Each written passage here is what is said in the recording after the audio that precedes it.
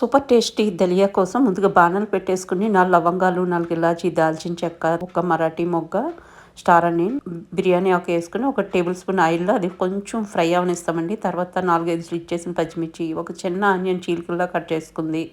కొంచెం పుదీనా వేసుకున్నాము. అది కొంచెం ఫ్రై అవుతుండగా మనం దీంట్లో క్యారెట్ ముక్కలు, బీన్స్ ముక్కలు, బఠానీ యాడ్ చేసేస్తామండి. బఠానీ అయితే ఎంత ఫ్రెష్‌గా దొరుకుతున్నాయో చాలా చాలా బాగున్నాయన్నమాట. మంచి క్వాలిటీ.